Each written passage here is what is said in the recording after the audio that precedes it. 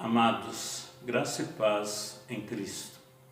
Hoje queremos refletir sobre o convite de nosso Senhor Jesus Cristo para sermos prudentes e viver a fé de forma permanente.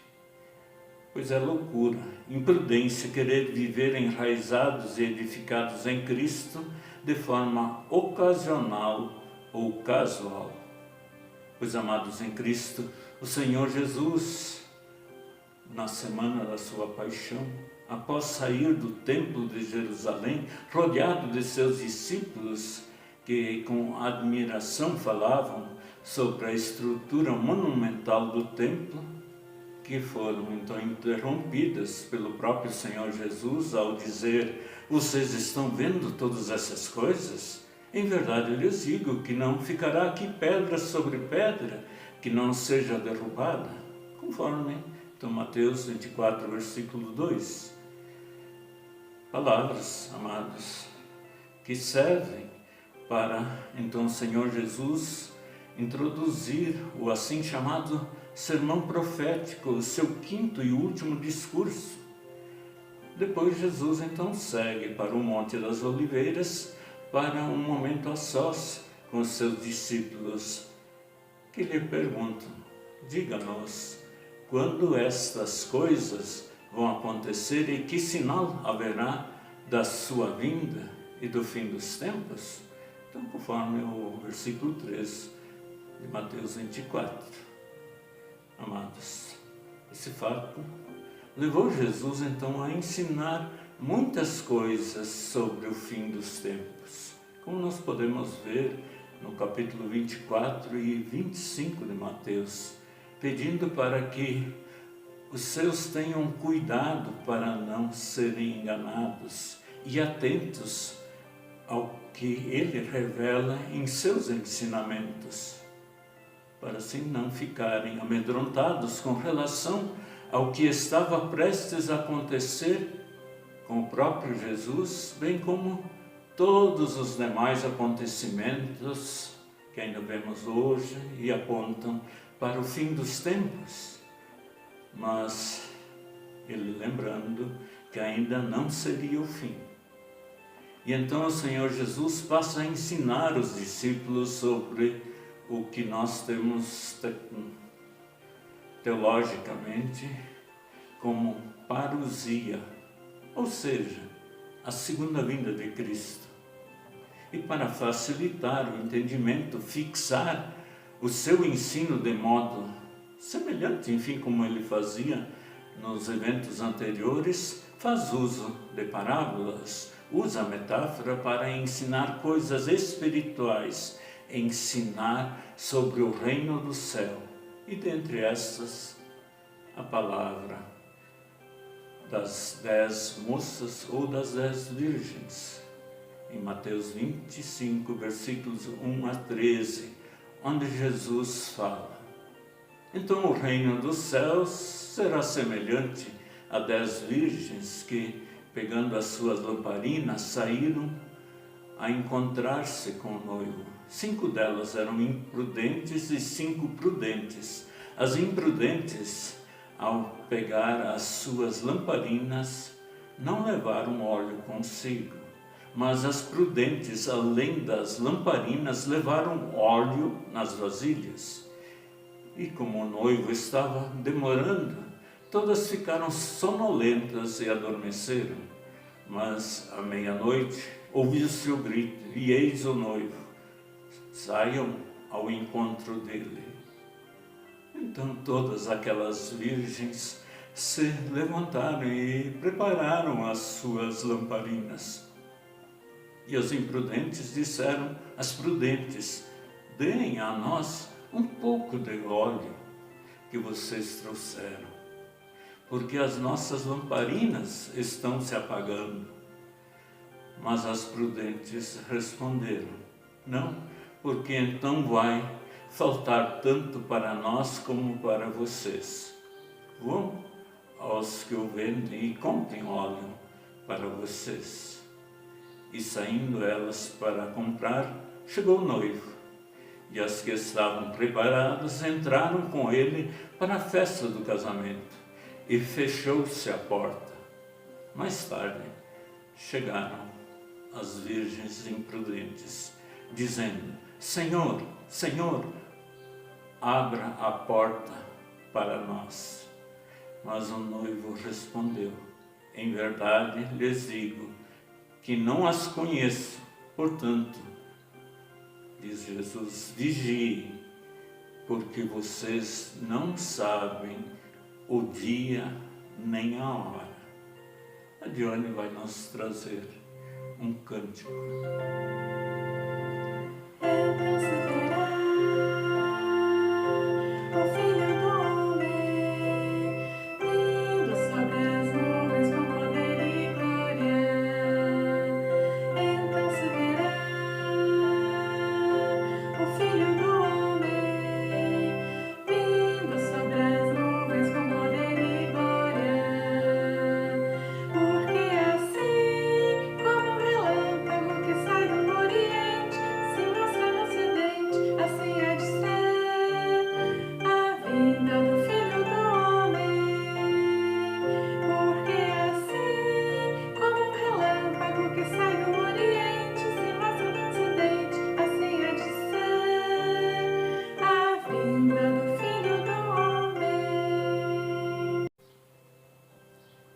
Amados, segundo pesquisadores bíblicos, no tempo em que Jesus viveu fisicamente na região da Judéia e Galileia, havia um cerimonial que fazia parte do rito do casamento que condiz com o que Jesus conta na parábola e ocorria depois do contrato de casamento. Pois, assinado o contrato, o noivo ia preparar a casa onde o casal iria morar. E uma vez que a casa estava pronta, o noivo se dirigia à casa dos pais da noiva, a qual, acompanhada de 10 moças, 10 no sentido de totalidade, moças no sentido de pureza de coração e de amizade, aguardavam para, de forma festiva, recepcionar o noivo para uma festa familiar que, além de festejar o casamento, também marcava a despedida da noiva da casa de seus pais. E é possível que Jesus, em sua parábola, tenha acrescentado alguns detalhes para este ensino sobre o reino dos céus e a sua segunda vinda. Porque ele, quando subiu aos céus, disse que foi nos preparar lugar. Na sua segunda vinda, então nos levará junto dele.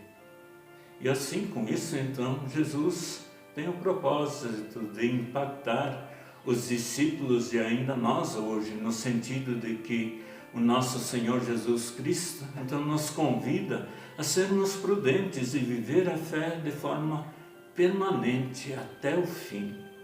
Pois é loucura, é imprudência querer viver enraizados e edificados em Cristo de forma ocasional ou casual. O que então se relaciona às palavras de Jesus ao finalizar a parábola. Portanto, vigiem, porque vocês não sabem o dia nem a hora. E o salmista, já no Antigo Testamento, nos convida, no Salmo 70, a alegrar-nos diuturnamente e adorar a Deus agradecidos, quando então diz que fiquem alegres e contentes todos os que te adoram, e que os que são gratos pela tua ajuda digam sempre como Deus é grande. E também, então, em humildade, confiança que provém da fé, ainda somos convidados a orar com a Davi. Eu sou pobre e necessitado, vem depressa em meu auxílio, ó Deus. Tu és a minha ajuda e o meu libertador. Não te demores em me socorrer, ó Senhor Deus. Isso então conforme os versículos 4 e 5. E, amados, lembremos-nos do que Deus disse, então, por intermédio de Amós, profeta Amós, que foi então escolhido por Deus, quando o povo de Deus no Antigo Testamento vivia de forma imprudente, casual e ocasional. Eles adoravam ao Senhor Deus com sacrifício de cereais e animais e com canções espirituais, pedindo paz sem abandonar os seus pecados, onde então os advertiu nestes termos, conforme Amós 5:24. Em vez disso, quero que haja tanta justiça como as águas de uma enchente, e que a honestidade seja como um rio que não para de correr. E ainda, amados, quanto à vinda então do Senhor Jesus, o nosso Salvador, o apóstolo Paulo, em 1 Tessalonicenses 4, 16 a 18, escreveu o seguinte: porque o Senhor mesmo, dada a sua palavra de ordem, ouvida a voz do arcanjo e ressoada a trombeta de Deus, descerá dos céus, e os mortos em Cristo ressuscitarão primeiro. Depois, nós, os vivos, os que ficarmos, seremos arrebatados juntamente com eles, entre as nuvens, para o encontro com o Senhor nos ares, e assim estaremos para sempre com o Senhor. Portanto, consolem uns aos outros com estas palavras. Vamos ainda cantar.